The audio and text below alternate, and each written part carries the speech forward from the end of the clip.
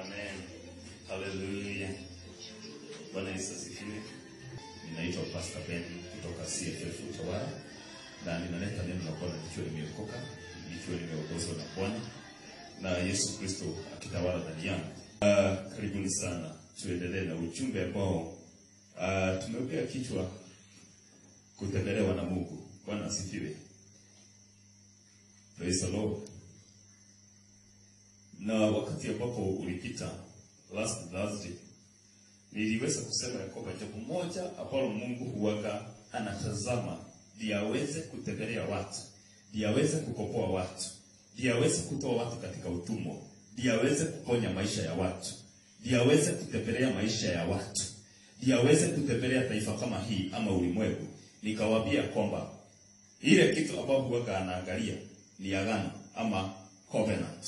Anaangalia ni kitu gani ambao amesema kuhusu hiyo taifa, ni kitu gani ambao amesema kuhusu maisha yako, ni kitu gani ambao amesema kuhusu ministry yako, ni kitu gani ambao amesema kuhusu ile hali ambao watu wanapitia. Na nikawaambia kwamba watu wa Israeli wakati ambapo walikuwa katika mateka, niliwaelezea vizuri, nikawaambia ile kitu ambayo ilifanya watolewe katika mateka, hata kama Mungu alikuwa amesikia kilio yao, alikuwa ameona kazi ngumu yenye wanafanya, alikumbuka agano.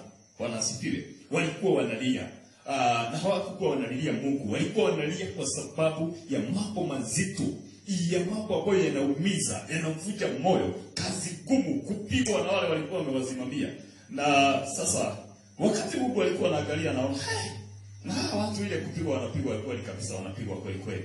Anaangalia anaona hata they are groaning day and night kwa sababu ya yale mambo mazito ambao watu wao wanapita. Akatazama, akaangalia, akaona ni kitu gani ambacho ninaweza nikafanya niwatoe katika utumwa. Mungu akakumbuka mara moja, nilikuwa na agano na wao, after 400 years nitawakomboa. Na hapo ndio litokea Musa. Akamwambia kwamba sasa ninataka kukutuma utoe watu katika utumwa. Jina la Bwana libarikiwe. Praise the name of the Lord. Na hivyo ndivyo ukombozi wa Israeli kuja kwa sababu ya agano. Na ninakumbuka nikiwaambia kwamba ni vizuri katika maisha yako unafanya maagano na Mungu. Maana yake Mungu si kama wanadamu. Tunaweza kubaliana kitu na wewe na kesho nikatae. Unaweza kubaliana na jirani na kesho ukatae. Hata mwajiri wako na akwambia kwamba hiyo mambo hata sijui, hata sijawahi kuyasikia. Praise the Lord. Lakini Mungu wetu wakati ambapo amesema kitu, wakati ambapo umejipeana mbele za Bwana, umefanya agano na Mungu wa mbinguni, ninataka nikwambie kwamba wakati kama huu, I want to tell you something, ya kwamba kuna watu ambao biashara zao zinaendelea kawaida, zinanawiri kawaida, mambo yao inaendelea kawaida. Praise the Lord. Kwa sababu wanajua jinsi ya kudeal na Mungu kupitia maagano. Chochote ambacho anafanya, anaenda anakubaliana na Mungu. Anaenda katika madhabahu ya Bwana iliyo hai. Anasema, Mungu, nimeleta sacrifice, ama nimekuja katika madhabahu hii ndio niweze kufanya agano na wewe kuhusu hii family, kuhusu hii biashara, kuhusu hii ministry. Watu wanafanya maagano jamani. Kama wewe hujafanya, basi ninataka nikuzungumzie, nikwambie kwamba una nafasi ya kufanya agano na Bwana. Tazama, kuna watu ambao walifanya maagano na baada ya miaka mingi wakaanza kukumbuka. Amen. Ile agano ya David na Solomon ilikuja kukumbuka miaka mingi, lakini the fact of the matter ni kwamba ilikuja ikatimia. Praise the name of the Lord. Na kama huyo ni David na Solomon na Jonathan walikuwa wanafanya hiyo agano na ya Mungu, je, na ya Mungu, na ni mwaminifu kutoka mwanzo mpaka mwisho. Watu wa Mungu ni mzuri, especially sisi tuko katika hii generation ambao ni ya kisasi cha wakati wa mwisho. Tujue vizuri na tuelewe ni vipi ambavyo tutakaa na Mungu, that we may achieve the best for God. Bwana asifiwe sana. Na kwa hivyo watu wa Mungu, maagano ni mazuri, covenant ni mzuri. Wewe umebarikiwa kwa sababu ya covenant. Umeokoka kwa sababu ya covenant. Unaendelea na maisha kwa sababu ya covenant. Wewe umefanya covenant hata moja? Bwana asifiwe. ambao unaweza mbele za Bwana umwambie kwamba na Mungu ukumbuke tunakuweka na agano na wewe hapa. Na mahali ambapo haujawahi kutoka. Ukumbushe Mungu na Mungu akutetelee. Bwana Yesu asifiwe. Sasa siku ya leo nataka niende katika level ya pili ama kitu cha pili ambacho hufanya Mungu atembelee mwanadamu. Na ile kitu ambacho nataka kuongea kuhusu is sacrifice. Na tutaingia katika kitabu ya 1 Kings chapter 17. Hapo ndio tutasoma na tutajifundisha na Mungu wetu ataweza kuzungumzia maisha yetu. 1 Kings chapter 17 mstari wa 7. Itaanzia hapo na Bwana ataweza kutubariki. Ni vizuri nianze mstari wa 8 ndio tuweze kuokoa wakati. Hii ni habari ambayo mnaijua vizuri, lakini kutoka kwa hii habari kuna mambo machache ambayo nitakuambia siku ya leo na yatakusaidia maisha yako yote. Kama utaweza kuyafanya na uifanyishe practice ama uitekeleze katika maisha yako, ufanye kuwa part of your life. These things will help you in the name of Jesus Christ. Hii ni mambo ambayo ya mama alikuwa mjane na akakutana na Elijah. Bwana asifiwe sana. Mstari wa 8 Biblia inasema, then the word of the Lord came to him, saying, verses 9, arise, go to Zarephath, which belongs to Sidon, and dwell there. See, I have commanded a widow there to provide for you. Verses 10. So he arose and went to Zarephath. And when he came to the gate of the city, indeed a widow was there gathering sticks. And he called to her and said, please bring me a little water in a cup, that I may drink. And as she was going to get it, he called to her and said, please bring me a morsel of bread in your hand. Na mstari wa 12 inasema hivi. So she said, as the Lord your God liveth, I do not have bread, only a handful of flour in a bin, and a little oil in a jar. And see, I am gathering a couple of sticks, that I may go in and prepare it for myself and my son, that we may eat it and die. Mstari wa 13. And Elijah said to her, do not fear. Go and do as I have said, but make me a small cake from it first, and bring it to me, and afterward make some for yourself and your son. Verses 14. For thus says the Lord God of Israel, the bin of flour shall not be used up, nor shall the jar of oil run dry, until the day the Lord sends rain on earth. Praise the Lord. Sasa tukiangalia kuna mambo machache ambayo nataka tuangalie hapa. Na hii mambo ambayo tutaangalia ninaamini ya kwamba itatusaidia katika jina la Yesu. Praise the Lord. Jambo la kwanza ambalo nataka nikuambie ni kwamba huyu mama ambaye tunaambiwa mambo yake hapa na yule mtu ambaye alikuwa anatumwa kwake, these are two people in different problems. Yani Elijah na mama ambaye alikuwa mjane wako na shida tofauti na zote zinahitaji msaada. Bwana Yesu asifiwe sana. Lakini kuna mmoja ambaye tunaona ni mtu ambaye alikuwa amefika mwisho wake. Anaambia Elijah vizuri. Anamwambia kwamba mimi saa hii ninakusanya kuni kidogo, niende nipike mkate kidogo na tumafuta yenye niko naye, mimi na mtoto wangu tukule au last meal tukufu. Huyu alikuwa mama kama mama wengine tu. Bwana asifiwe. She was a woman just like any other woman. Na tunaona ya kwamba hata imani yake ilikuwa duni. Yani yeye alikuwa anaona na macho ya mwili. Maana hata kama ametumiwa na nabii mkubwa vile ambavyo alikuwa. Biblia inatuambia kwamba alimwambia kwamba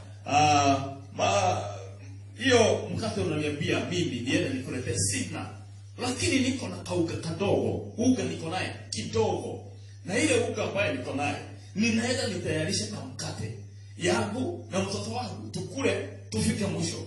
Lack of faith. Praise the name of the living God.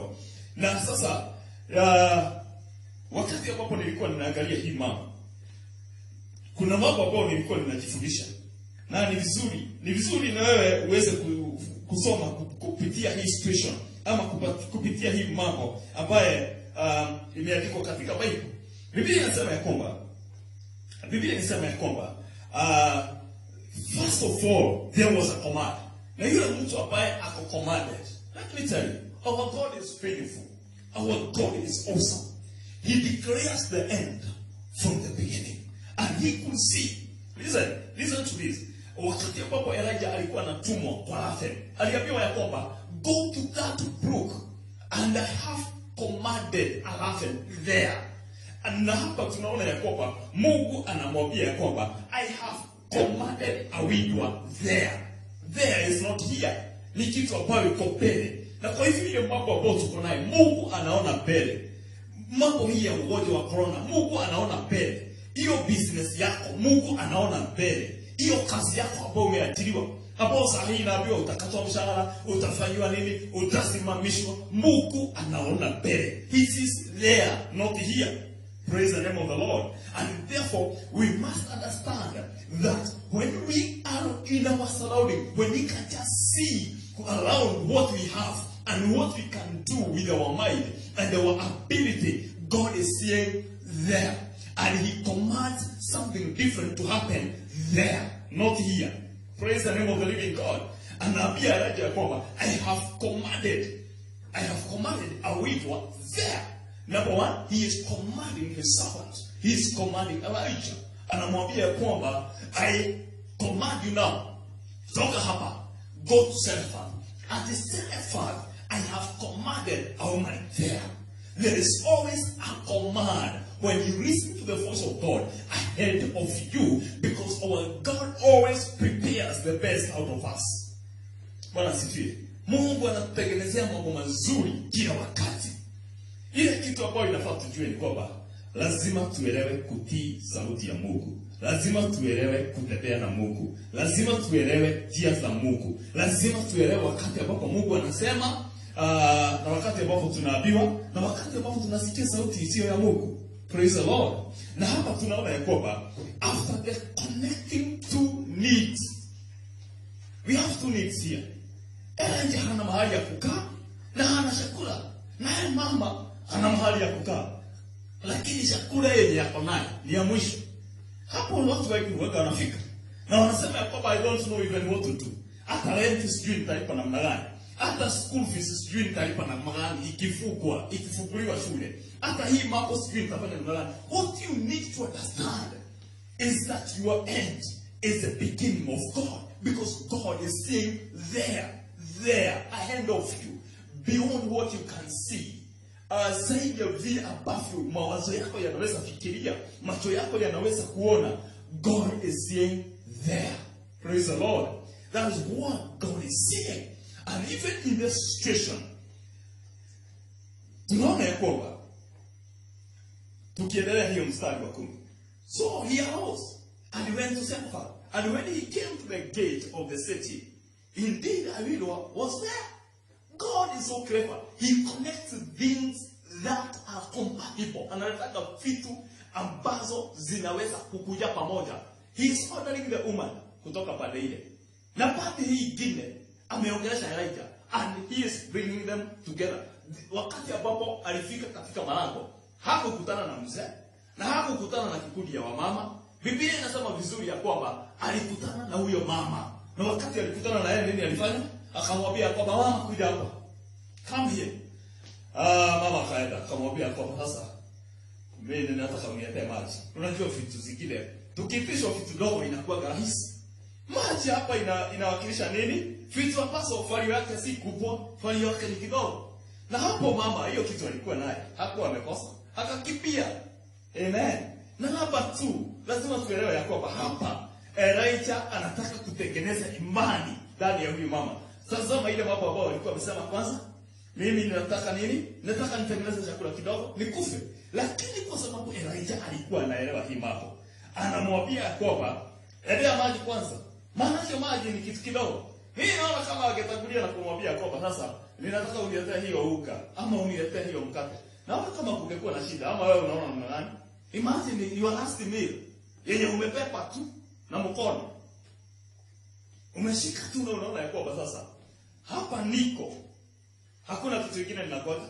You are rusty coin. Shilingi 20 yenye uko nayo ununue nyanya na mboga ukule jioni hiyo. Alafu unapata mzee anakuambia kwamba mimi nataka hiyo tu. Wewe unaona ni kitu gani inaweza kuja kwa mawazo yako? Ni si kuna watu ambao watatoa fujo kupitia kwa hiyo. Wataleta shida. Kuna watu wataleta shida. Kuna watu wataleta fujo. Lakini tunaona hapa the approach yenye alienda naye ni ya kwanza kutengeneza imani kutoka kwa huyu mama. Anamuitisha maji, kitu ambacho ni rahisi. Ni kama tuende kanisani kwa CFF utawala. Niwaambia nataka kila mtu aniletee shilingi 5. Ni nani anaweza kosa? Hiyo hata hakuna mtu atafikiri mtaingia tu kwa mfuko na mniletee haraka. Lakini nikienda niseme nataka watu waniletee milioni moja. Hapo sasa ndio utaona kumeanza kuwa na matatizo. Maana watu wataona pastor ni hapo kama mtu. Ameharibika kichwa sasa. Ameona 2 milioni. Hawezi ona 1000. Hawezi ona 500. Kwa sababu hiyo unasema sasa iko hapa kwa maji. Mimi nakufundisha mambo ya sacrifice jameni. Amen. Na sasa hapa tunaona Elijah amemwambia sasa kuja mama. Na huyu mama alikuwa mtiifu kweli. Praise the Lord. Na naamini ya kwamba utakubaliana na mimi alikuwa mtiifu. Anaambiwa ya kwamba sasa hiyo uga uko naye, enda kwanza utengeneze. Na ile ya kwanza, the first cake ama mkate ya kwanza unileta mimi nikule. Bwana asifiwe. Sasa wewe kulingana na kasha yetu na mawazo yetu, ni nani inafaa kuwe wa kwanza? Ni mzee ama ni mtoto ama ni mama? Si akisema kwanza mtoto aende apewe mkate, alafu na yeye aletewe baadaye. Ama mama na mtoto wakule, alafu wamletee. But when God is working, Mungu anafanya kazi kinyume na mawazo yetu, kinyume na tradition na kasha zetu. Vile ambavyo tunafikiria mtindo ambao tunaujua, that protocol God does not follow. Mungu anatumia hiyo protocol. Anatumia ile ambaye is against what you know. Bwana Yesu asifiwe. Na kwa hivyo hapa mzee mwenyewe Elijah the prophet God anamwambia ya kwamba sasa nataka uniletee nini? Hiyo mkate. Praise the Lord. That is against our traditions. Hiyo ni kinyume na ile mambo ambayo tunaelewa na tunajua. Ni ukweli ama si ukweli? Na sasa kutokana na hiyo, huyo mama tu anatia anasema ya kwamba okay, fine. Si umesema mzee? Na mimi nitafanya. Sometimes ni vizuri unakuwa katika hiyo hali. Will you just agree on to do something? Praise the Lord. Maybe that is where your miracle is. That is where your connection to your destiny is. Lakini hii argument kwa kila kitu. You have a good idea. Yes. You are learned. Yes. Umefanya biashara siku nyingi. Yes. Umejitolea siku nyingi. Yes. But sometimes, listen to that one advice. Listen to that one counsel. Enda ufanya hivi. Especially a time like this, wakati ambapo hakuna kitu, vitu haziendi vizuri. Wakati huo kulikuwa na njaa. Wakati huo kulikuwa na njaa. Wakati wa watu walikuwa wamekufa kwa sababu ya mambo mengi.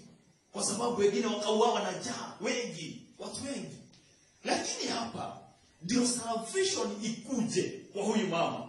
Na salvation ikuje kwa mtoto yake. Na salvation ikuje kwa mtumishi wa Bwana. Lazima kungekuwa na kitu ambacho si ya kawaida inafanyika. God does not work with the ordinary mind. Na sasa anamwambia mama ya kwamba sasa wakati ambapo umefanya hivyo, I am telling you, kama vile ambavyo Mungu anaishi, hii nyumba yako haitakosa mafuta na haitakosa mkate. Listen, when there is a command or a sacrifice, it must be followed by a voice. Kuna sauti ambayo Mungu anaongea wakati ambapo watu wametoa sacrifice. Sacrifice hapa kulingana na huyu mama, mimi ninaona ya kwamba it was the greatest sacrifice. Ni kama yule mama ambaye alikutana na Yesu. Yesu akiitisha sadaka, mama analeta mapeni mawili, dururu igere. Na mama anaambiwa ya kwamba wewe ndio umetoa sana. You have given a lot. What we see here is very little. Imagine mkate tu kitu ya kukula. Wakati tabwagi ya kwamba kuna nguvu katika kitu ya kukula, ama Mungu anaweza tumia kitu ya kukula. Baadaye unajua kuna mtu ambaye hawezi akakununulia sweet na shilingi 5 ama biscuit ya shilingi 2. They cannot. Bwana asifiwe. Na maybe kupitia hiyo ndio muujiza wako ulikuwa ufanyike. Huyo jamaa ambaye uliangalia ukaona ya kwamba hakai vizuri. Mimi naona hata Elijah hakuwa anakaa vizuri. Maana alikuwa ametembea kilomita nyingi. Hakuwa msafi. Maana wakati mwingine ukiona mtu ambaye kiasi yake ni mzuri, you want to be associated with that person. Mostly God will not use that person. God will use someone that is despised. Kile kitu ambacho kinaonekana hakina haja. Kile kitu ambacho kinaonekana hakina uwezo. Praise the name of the living God. Kuna wakati mmoja ambapo tulienda kutafuta kazi. Na wakati tulikuwa tunaenda kutafuta kazi, unajua zile nyakati ambazo kuna turuhusa ingekutoshea, lazima ungefuga hapa. Unashaona ndani, unashika kama injibili, na pande hii ingine the same. Na kwa hivyo inapoteza nini? Inapoteza shape yake. Sasa ukipaa turuhusa inaonekana ni kama ina sura ya skirt, ni kama ina sura ya kinyasa, yani haijulikani hata ni kitu gani. Na shati nayo pasi wakati wa hakukuwa. Na ni ya kopa, ni shati ambayo umeenda umenunua shilingi 5. Umejaribu kuitengeneza vizuri. Alafu unaenda unatokea kwa interview. Unaangaliwa tu chini, unaangaliwa juu. Inaonekana huyo anaweza kutuletea shida hapo. Maana yake hakai vizuri, hana sura nzuri. Lakini Mungu ni Mungu. Bwana asifiwe. Hiyo season hata kama ilipita na hatukupata kazi by the way. Mimi ile kazi ambayo nilienda nikapata baadaye, hata sikuitishwa kitu. Hakuna mtu aliangalia sura. Waliniuliza, "Are you capable? Unaweza kufanya hii?" Nikamwambia jaribuni. Nikasema haraka. Ndio wasiniulize swali lingine. Kabla waangalie trouser, mara mfuto na irako. Na waangalie shati. Na baada ya hakuna vest. Hakuna kitu kwa sababu you cannot afford that. Kabla waangalie hiyo yote, ni Mungu akanisaidia nikanena maneno ya haraka. Nijaribuni, haraka. Na saa hiyo nikapatiwa jaribu la kwanza. Nikafanya vizuri. Sasa vile nilifanya watu wote waliona result. Hawakuona trouser yenye haina sura. Hauwezi kujua ni mbele ama ni nyuma. Hawakuona ukode. Waliona nini? Performance. Praise the name of the living God. Kwa hivyo wakati mwingine, wakati ambapo Mungu anataka kufanya kitu, hata leta mtu mzuri, na hiyo kampuni ilibarikiwa mpaka ikaendelea kabisa. Lakini nashukuru Mungu kwa sababu hawakuangalia vile nilikuwa ninakaa. Hawakuangalia vile nilikuwa nimekota, nimefuka. Kuna kitu ilikuwa inaonekana. In the first place, realize faida inakuja baadaye. By the way yanaonekana ni hasara. Mwanamke anasema leta maji. Kabla mama analeta maji akikimbia, niletee mkate. Na mkate anajua kabisa hakuna. Praise the Lord.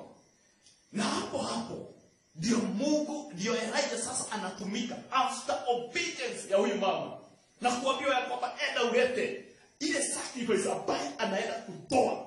Amekubali tayari kuitoa. Ndio Mungu anaongea na Elijah. Anaambiwa kwamba obia huyu mama. Hii season yote ambayo kuna ukafu, kuna njaa, kuna matatizo na shida nyingi. Nyumba yake haitakosa mafuta. Na nyumba yake haitakosa nini? Chakula. Haitakosa mkate. Mafuta na mkate ni kumaanisha ya kwamba vitu za kukunywa na za kukula hazitakosa.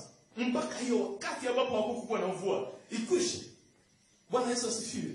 A season like this, it takes sacrifices. Na watu wengi wenye wataenda through this season ni wale watu ambao wanajua the power in sacrificing. Na hii nguvu ndio ninaona katika Chronicles. Ile second Chronicles chapter 1 from verse 6 to 7 ambapo Biblia inasema ya kwamba Solomon gave 1,000 sacrifices, 1,000 burnt offerings. Wakati ambapo alitoa, maybe I don't know, ama start to describe hiyo utajiri ambao Solomon alikuwa nayo. Lakini Biblia inatuambia vizuri, baada ya kutoa, Mungu alitokea yeye usiku. Bwana asifiwe. Si mnajua hiyo habari kwa kweli? Alitokea yeye na akamuuliza kwamba amka. Kamwambia sasa mzee amka. Unataka nifanyie nini? Kwa sababu ya sacrifice jamani. Lazima tujue jinsi ambazo Mungu anatumianga kutembelea watu na kubadilisha maisha ya watu. Praise the name of the Lord. Sasa huyo mama maisha yake ilibadilika kwa sababu tu ya kuconnect na mtumishi, akatoa sacrifice. Ile chakula ambayo alikuwa anasema ni yake ya mwisho. Ikakuwa ndio mwanzo wa maisha yake kuwa mazuri na maisha yake kuendelea. Praise the name of the living God. Na Biblia inasema ni kitu gani kingine ambao nataka usome hapo? God's sacrifices always comes with a promise. Na hapo ndio hiyo sasa iko katika hiyo mstari wa ngapi? Mstari wa 12. So she said, as the Lord your God lives, I do not have bread, only a handful of flour in a bin and a little oil in a jar. And see, I am gathering a couple of sticks that I may go in and prepare it for myself and my son, that we may die. Verse 13. Sasa angalia hapa vizuri. Verse 14. Sorry. For thus says the Lord God of Israel, the bin of flour shall not be used up, nor shall the jar of oil run dry, until the day the Lord sets rain on this earth. Hiyo ni promise. Kwa hivyo sacrifice inakuja na promise. Na tunaona ya kwamba wakati ambapo Solomon alikuwa anatoa sacrifices, after giving the sacrifices to God, hakuambia Mungu ya kwamba mtembelee. Ati baba ninakuomba leo usiku unitembelee kwa ndoto, ama unitembelee kwa maono, ama utume mtu useme ya kwamba umepokea sacrifice yangu. He did not. Hakuambia Mungu mambo kama hayo. Kwa hivyo sacrifice provokes God to visit your life. Sacrifice inafanyanga Mungu aguzwe, ashuke mwenyewe. Maana hapa hakuna kutumana, alitumana. Alikuja akaamsha Solomon usiku. Biblia inasema alimtokezea usiku wakati alikuwa amelala. Na akamwambia kwamba Solomon, nimekuja. Sasa ile sacrifice ambayo ulitoa, mimi nimeipokea. Na ninataka uniambie ni kitu gani ambao unataka. Kwa hivyo kama unatamani Mungu akuongeleshe, unatamani Mungu apigane vita kwa niaba ya maisha yako, unatamani Mungu akuinue kiwango, unatamani kuvunja stagnation katika maisha yako, unatamani kuvunja pattern ya magonjwa katika maisha yako, unatamani kuvunja curses katika maisha yako, know how to sacrifice before the Lord. Na sacrifice ni kitu ambayo inauma. Watu wengi hawataka kusikia hii maneno, lakini si ndio hii iko hapa kwa Bible. Imeokoa maisha ya mama na mtoto. Solomon anatoa vitu mpaka Mungu anatokea mwenyewe. Bwana Yesu asifiwe sana. Sasa nilikuwa najaribu kuangalia. Mimi kuna wakati ambapo nikisikia mambo ya pesa nilikuwa nasikia hiyo kitu. Sasa pande yenye imeikia, Biblia inasema fedha na dhahabu ni mali yake. Tena kwa nini ananitisha ile 500 niko nayo? Nilikuwa na maswali mengi. Lakini niliishi kwa shida nyingi ya pesa. Sikujua. Hakuna breakthrough, uko na mafuta lakini uko na shida, hakuna mtu anataka kushesheti na wewe. Unakaribia watu bwana wanaona wewe una watu wake, hata tu. Anaweza kutupiga ngeta hata kama kuna Mungu na anatuombea. No hivi. Kuna kitu kingine hapa nataka uelewe. Ya kwamba you don't connect with God kwa sababu Mungu ana need. You connect with God because you have a need. Wewe ndio uko na haja. Si Mungu. God is all sufficient. He has all things. He lacks nothing. Sisi ndio tunapitia katika want, tunapitia katika lack, and therefore we must have the wisdom to connect with our God. Tufanye kitu ambacho kitafanya Mungu atoke mbinguni atutembelee. Bwana Yesu asifiwe sana. Na hiyo season ilikuwa mpaka kununua chakula ni shida. Yaani unanunua uga moja, unapika boga, sukuma na nyanya moja, unakula mara 3. Mpaka wakati nilifundishwa mafundisho kama haya. Bwana Yesu asifiwe. Na kutoka wakati ambapo nilipractice kusacrifice, mimi I don't care. As long as nimetokea katika madhabahu, I can give anything. Na nimeona Mungu akitembelea maisha yangu kupitia hiyo njia. Bwana asifiwe.